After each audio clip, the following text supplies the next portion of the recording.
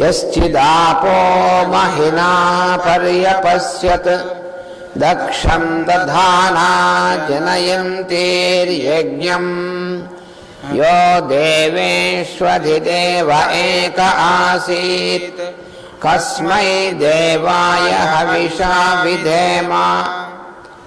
ఏ దేవుని మనం హవిస్తో అర్చించున్నామో అతడే తన మహిమతో వరదనీటిని పరిశీలించను. ఈ నీరే దక్షుని ధరించను. ఈ నీరే యజ్ఞమును జనింపజేసను. ఈ దేవుడే సర్వదేవతలకు అధిపతి. ఈతడు మొట్టమొదట తాను ఒక్కడే ఉండెను.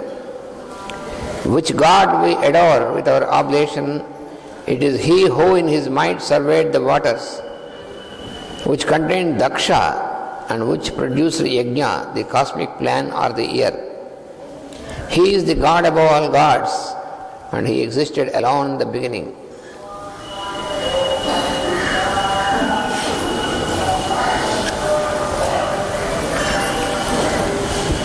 To whose temple the arch is starlit, in whose temple the suns are idols of gold, to whose temple the moons go ever round, and conceive the message as the deliverer, and whose message the voices sing as a word of 16 letters. His religion I belong to, his temple I visit to, his name I utter, his glory I live in. To him I offer the lotus of my day, to him I offer the lotus of my night.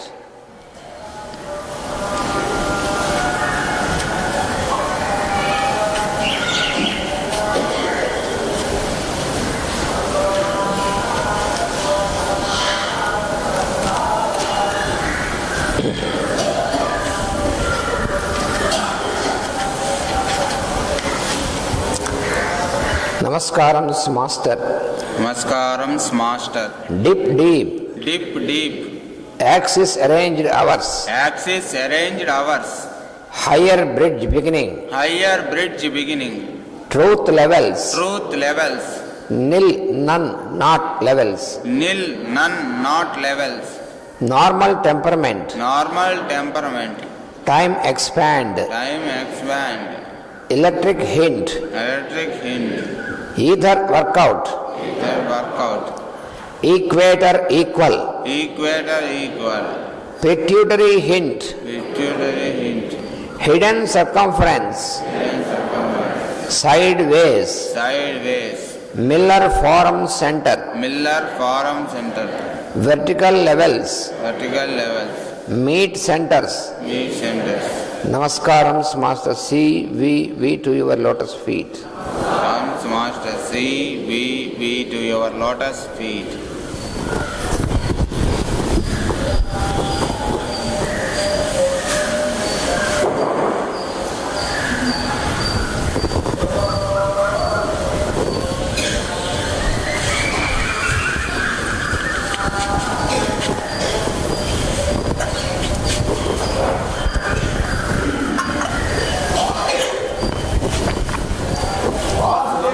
Vasudeva, Vasudeva, Vasudeva.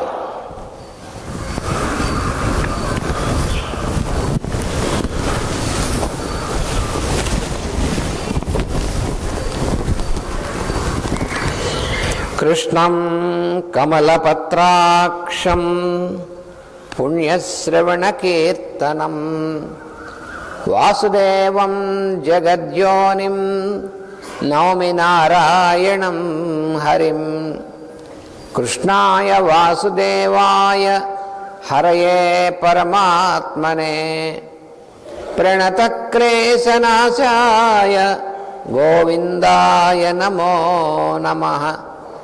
वन्दे श्रीराधिकां देवीं बृन्दारण्यविहारिणीं यस्या कृपां विना कोऽपि न कृष्णं ज्ञातुमर्हति।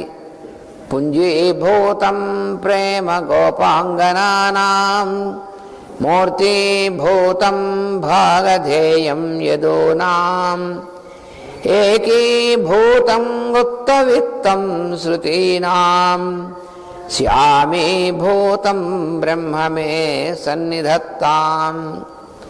ఆపదామపహర్తారం దాతారం సర్వసంపదాం లోకాభిరామం శ్రీరామం భూయో భూయో నమామ్యహం.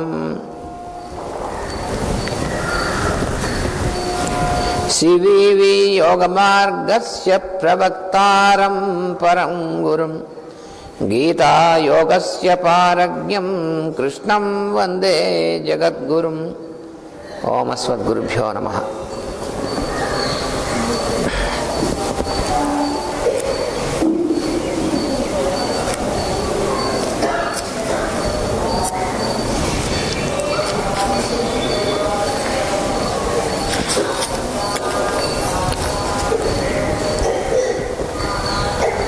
తద్విద్ధి ప్రణిపాతేన పరిప్రశ్నేన సేవయా ఉపదేక్ష్యంతి తే జ్ఞానం జ్ఞానినస్తత్వదర్శినః అనేటువంటి ఈ 34వ శ్లోకం మనం అధ్యయనం చేస్తున్నాం.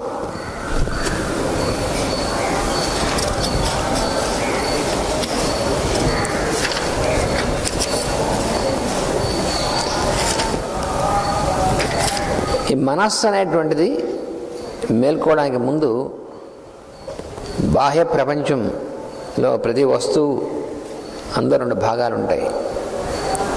ఒకటేమో ఆ వస్తువు యొక్క పేరు, ఆకారం, బరువు, ఘనపరిమాణం, దాని వినియోగం, దాని లక్షణాలు మొదలైనటువంటివన్నీ కలిపినటువంటిది ఒక భాగం ఉంటుంది. అంటే ఇవన్నీ కూడా ఫిజికల్ ప్రాపర్టీస్ అంటారు. ఇవన్నీ దేని యందు వర్తిస్తున్నాయో అటువంటి భాగం మరొకటి ఉంటుంది. ఇందులో మొదటి భాగము ఏదైతే ఉందో అది ఆ వస్తువు యొక్క సొత్తు అంటారు. రెండవది ఆ వస్తువు యొక్క తాను అంటే అంతర్యామి. So in this stanza which we are studying in 33,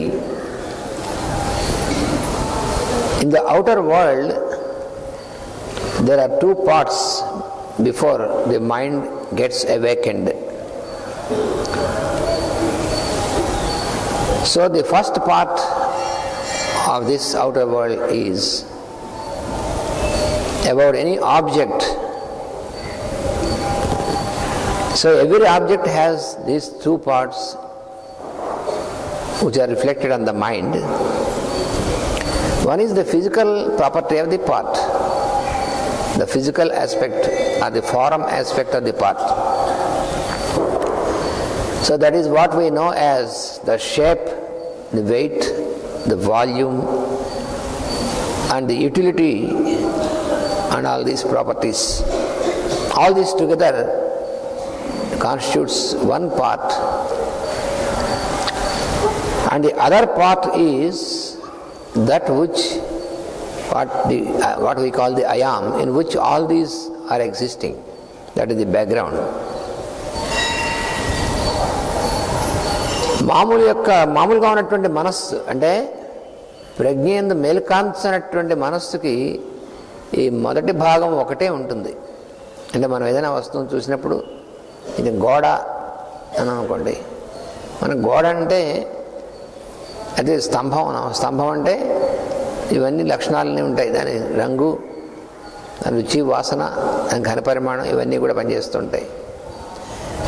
మనస్సు ప్రజ్ఞేందు ఉద్బుద్ధం అయినప్పుడు ఈ చూచేటువంటి వాటిలోనూ చూడబడేటువంటి స్తంభం మొదలైనటువంటి వస్తువుల్లోనూ కూడా ఉన్నటువంటిది ఒకే పరమాత్మ, ఆ నేను అనేటువంటిది గోచరిస్తుంది. So before the awakening of the mind in to the conscious state of consciousness, the inner consciousness, any object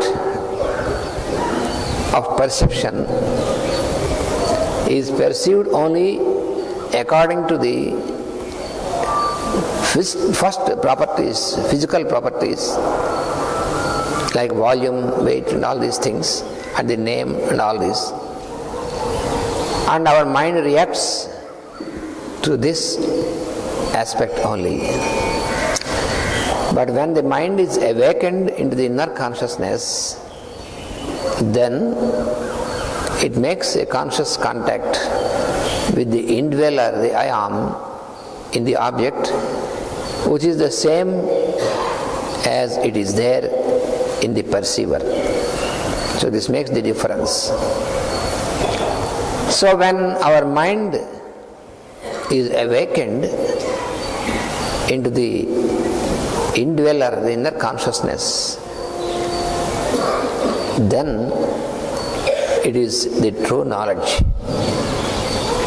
మన మనస్సు ఎప్పుడైతే చూచేటువంటి వాడి యందు, చూడబడేటువంటి వాడి యందు, చూడబడేటువంటి వస్తువు యందు ఉన్నటువంటి అంతర్యామి ప్రజ్ఞ యందు మేల్కాంచడం అనేటువంటిది జరుగుతుందో అప్పుడు దాన్ని జ్ఞానము అంటారు. నిజమైనటువంటి జ్ఞానం అంటే అదే యథార్థ జ్ఞానం అంటే.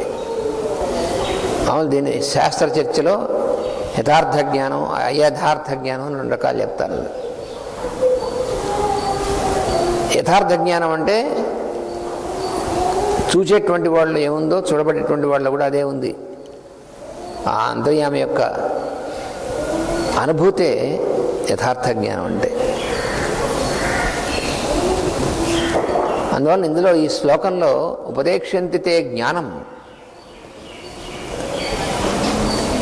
ఎందుకని అంత ముందు శ్లోకంలో ఏమన్నాడంటే జ్ఞానయజ్ఞం అనేటువంటిది అన్నిటికంటే శ్రేయస్కరమైనటువంటిది అన్నాడు. జ్ఞానయజ్ఞం అని చెప్పిన తర్వాత జ్ఞానం అంటే ఏమిటో ఈ శ్లోకంలో చెప్తున్నాడు. ఆ జ్ఞానం అనేటువంటిది మనకి ఎలా సంప్రాప్తం అవుతుందో కూడా చెప్పాడు.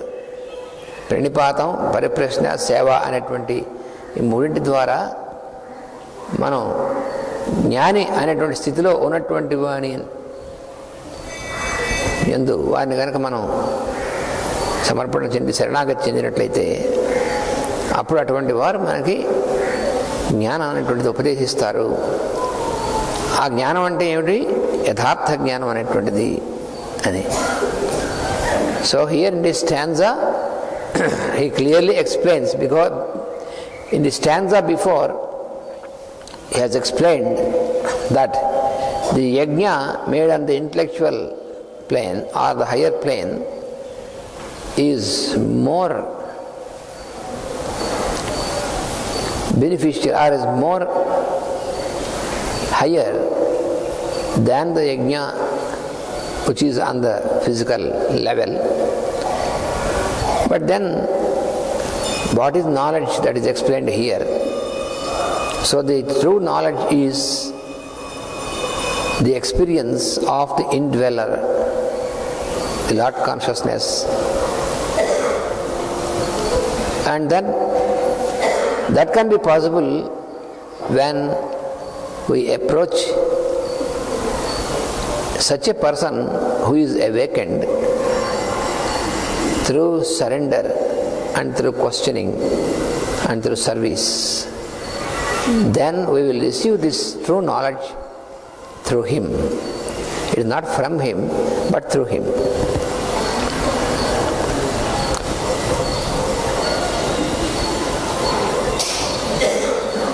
ఈ సామాన్యమైనటువంటి మనస్సు మాత్రమే పనిచేస్తూ ఉంటే ప్రతి వస్తువు యొక్క ఈ సొత్తు అనబడేటువంటిది, అందుకనే ఇది నా సొత్తు, ఇది నాకు సంబంధించింది అనేటువంటిది ఎప్పుడు వస్తుందంటే ఈ మామూలు మనస్సు పనిచేస్తున్నప్పుడు మాత్రమే. అంటే మనస్సు అనేటువంటిది 2 విధములైనటువంటి దిశల్లో పనిచేస్తూ ఉంటుంది.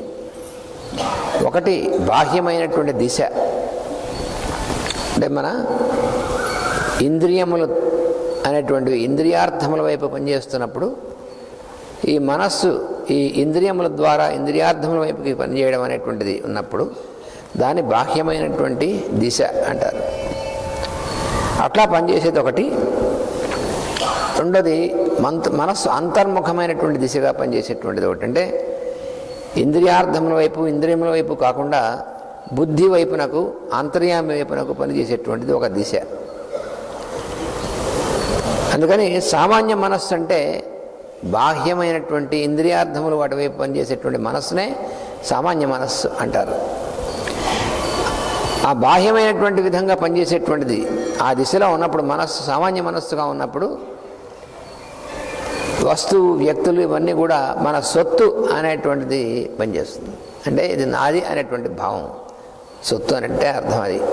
ఇది నా సొత్తు అంటాం కదా, అది నాది అనేటువంటి భావం, మమ అనేటువంటి భావం పనిచేస్తుంది. So the mind has two faces. So one is towards the direction of the outer world, and the mind which is turned or focused to the outer world through the senses, it has only the influence of this and only the perception of the physical existence. And in this stage, the mind reacts in terms of what I have. So that is what is called the possessive mind. And the other face of the mind is towards buddhi, and the power of discrimination in us, which leads towards the indweller, the I am. Then it has the real experience of the inner light.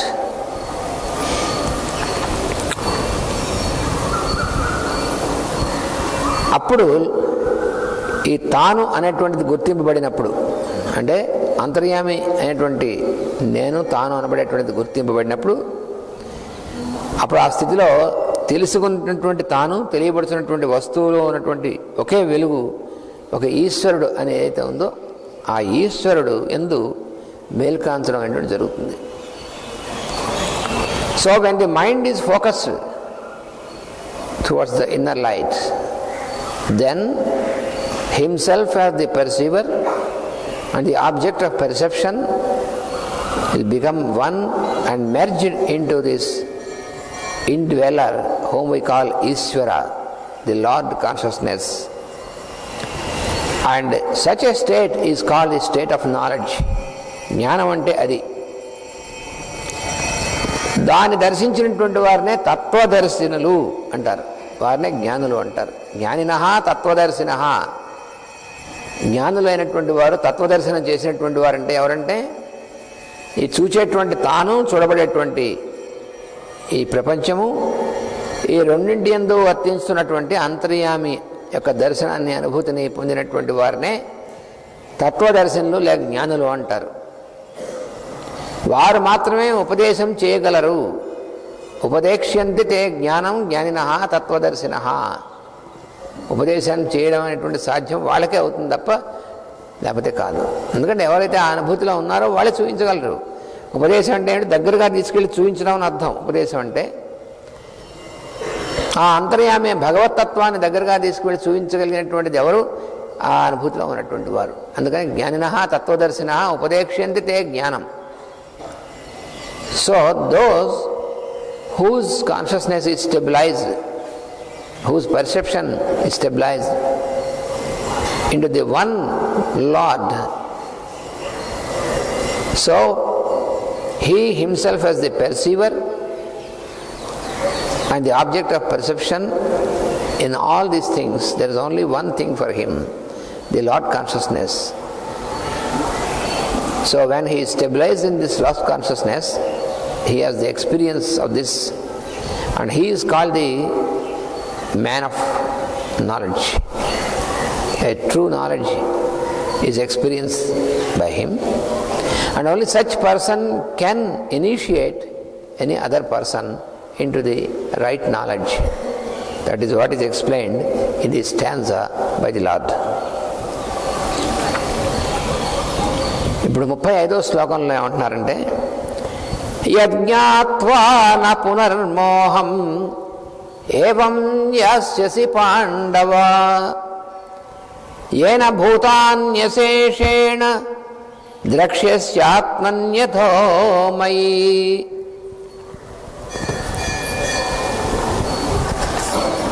యద్ జ్ఞాత్వా పునః ఏవం మోహం న యాస్యసి. హే పాండవ, ఓ పాండుకుమార, ఏవం జ్ఞాత్వా అంటే ఈ విధంగా తెలుసుకున్న తర్వాత, పునః మరల ఏవం మోహం ఈ విధమైనటువంటి మోహాన్ని నా యాస్యసి ఇహ పొందవు. మళ్ళీ మోహం అనేటువంటిది పొందడం సాధ్యం కాదు, పొందవు. ఇలా తెలుసుకున్నట్లయితే ఏనా దేనివల్ల అయితే అశేషేణ ఈ జ్ఞానం అనేటువంటిది అశేషమైనటువంటిది. దాని చేత భూతా అశేషేణ భూతా ద్రక్ష్యసి ఆత్మని అథో మయి. నువ్వు చూసేటువంటి అందరినీ, అన్ని ప్రాణుల్ని, అందరినీ కూడా నాయందే చూడడం అనేటువంటి చేయగలుగుతావు. అప్పుడు నీకు సాధ్యం అవుతుంది. So in this stanza 35 the lord says, you know it and you are never confused. By this knowledge you can realize all the beings in you and the me in you. That is the true knowledge or true realization. That is what he explains. అజ్ఞానము జ్ఞానము అని రెండు ఉన్నాయి మనకి. ఈ జ్ఞానం అనబడేటువంటిదంతా కూడా ఒక వెలుగు అన్నమాట. ఈ వెలుగు అనేటువంటిది అసలైనటువంటి స్థితి. ఈ అజ్ఞానం అంతా జ్ఞానం అనేటువంటి వెలుగుతో నిండి ఉంది అని చెప్పాడు. జ్ఞానమేమో అజ్ఞానం చేత ఆవరింపబడి ఉంది అన్నాడు.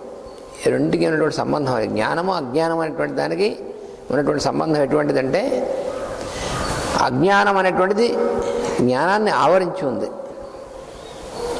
అజ్ఞానేన ఆవృతం జ్ఞానం అన్నాడు. జ్ఞానం అనేటువంటిది ఆవరించబడింది అజ్ఞానంతో, కానీ అజ్ఞానం అంతా కూడా జ్ఞానం అనేటువంటి వెలుగుచే నిండి ఉన్నది అన్నాడు. కంటైనర్ అండ్ కంటైన్డ్ అంటారు ఆ విధంగా. So ignorance and knowledge, what is the relationship between these two? So that is what is explained here. So ignorance is like the container and knowledge is like the content. So the content and container, so the container is illuminated by the content and the content is contained by the container. So this is the relationship between knowledge and ignorance.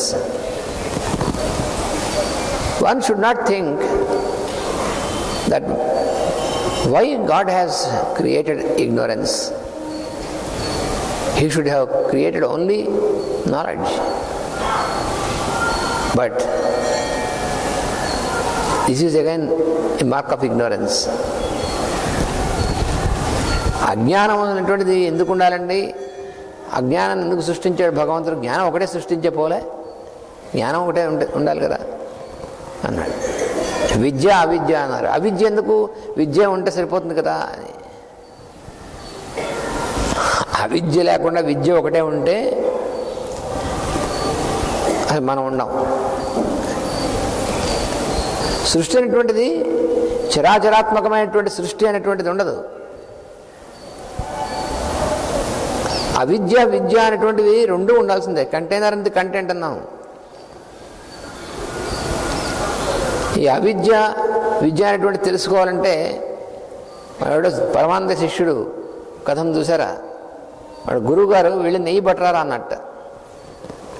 గురువుగారు కాదు, గురువుగారి భార్య గురుపత్ని, మరి నాయన గురువుగారికి భోజనంలో నెయ్యి వేయాలి, కాస్త పట్టరారా వెళ్ళిందిట ఆవిడ. వీడు తర్కం నేర్చుకుంటున్నాడు గురువుగారి దగ్గర. అందుకని వాడు నెయ్యి పోయించుకున్నాడు. వెళ్ళి నెయ్యి పోయించుకుని వచ్చేప్పుడు తాను నేర్చుకుంటే తర్కాన్ని దీనికి ఉపయోగించేటవాడు. నెయ్యికి గిన్నె ఆధారమా, గిన్నెకి నెయ్యి ఆధారమా అని వాడు తెలుసుకోవడానికి చేసి తెలుసుందామంటే ప్రాక్టికల్గా చూడాలి కదా. అందుకని ఆ గిన్నె ఇలా ఉంచేట, ఏది ఆధారం తెలియాలంటే. నెయ్యి ఎంత కింద పోయింది. ఇప్పుడు వాడు తెలుసుకున్నాడు, ఆహా నెయ్యికి గిన్నె ఆధారము అని. కానీ లోపల గురువుగారికి నెయ్యి లేదు పాపం.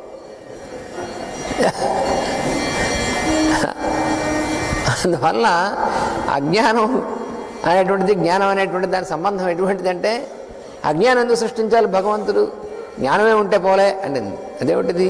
విద్య అవిద్య. అవిద్య ఎందుకు అంటే అవిద్య ఎందుకు ఏమిటి? అవిద్య అనేటువంటిది భగవంతుడు ఎందుకు సృష్టించాడు? అవిద్య లేకపోతే సృష్టి లేదు. అదేమిటండి, ఎలాగ మీరు అవిద్య లేకపోతే సృష్టి లేకపోవడం ఏంటి అని అంటే, మన మాస్టర్ గారు దీని గురించి చాలా అద్భుతంగా మనకు అర్థమయ్యేట్టుగా యోగ ప్రసంగాల్లో వివరించారు. చాలా వాటిలో వివరించారు. యోగ ప్రసంగాల్లో మనకి మరీ స్పష్టంగా చాలా ఉదాహరణలు ఇచ్చారు. ఈమె భార్య అన్నాం, అది విద్య అవిద్య? అవిద్య. ఆమె భార్య కాక ఒక వ్యక్తి విశేషమా? వ్యక్తి విశేషం. ఈమె వ్యక్తి అతలో ఉన్నటువంటి అంతర్యామే. అంటే అవిద్య అనేటువంటి లేకపోతే ఈ విద్య అనేటువంటిది ఎడ తెలుస్తుంది? అవిద్య అనేటువంటిది తప్పు కాదు. అవిద్య అనేటువంటిది ఉండడం వల్ల ముందు మనకు ఈ సృష్టిలో మనం ఉన్నాం. కానీ అక్కడ ఉండిపోవడం కాకుండా ఈ అవిద్య ద్వారా విద్య అనేటువంటి దానికి మనం చేరుకోవాలి. అందుకని అవిద్యయా మృత్యుం తీత్వా మనం విద్య అమృతమస్తుతే అన్నారు. మృత్యువు అనేటువంటి దాన్ని మనం దాటాలంటే అవిద్య ఉండాలి. అది దాటిన తర్వాత అమృతం అనేటువంటిది పొందాలంటే విద్యతో పొందాలన్నారు. ఎందుకంటే విద్య అవిద్య రెండు అనేటువంటిది రెండు భగవంతుడి సృష్టి. మనకి కుడి కన్ను ముఖ్యమా ఎడం కన్ను ముఖ్యమా అనుకునేటువంటిది ఎట్లా? రెండు కళ్ళు భగవంతుడు ఇస్తే ఏ కన్ను ప్రధానమైనటువంటిది? వాడికి ఎవరికి అనుమానం వచ్చింది తార్కికుడికి. ఏ కన్ను ముఖ్యమైనటువంటిది అని ఎలా తెలుస్తుంది? అది తెలియాలంటే ఒక కన్ను పొడుచుకోవాలి. వాడు ఒక కన్ను పొడుచుకున్నట్ట. ఒక కన్ను పొడుచుకున్నా అప్పటికి కూడా తెలియదు రెండో కన్ను ముఖ్యమా. అది కూడా పొడుచుకుంటే అప్పుడు తెలుస్తుంది ఏది ముఖ్యం. అప్పుడు ఇంక తెలియాల్సిందే ఉండదు, రెండు కళ్ళు పోతాయి. అంటే రెండు కళ్ళు ముఖ్యం కాబట్టి భగవంతుడు రెండు ఇచ్చాడు, లేకపోతే ఒకటే ఇచ్చేవాడు. ఏకాక్షరాక్షరం అన్నట్టుగా.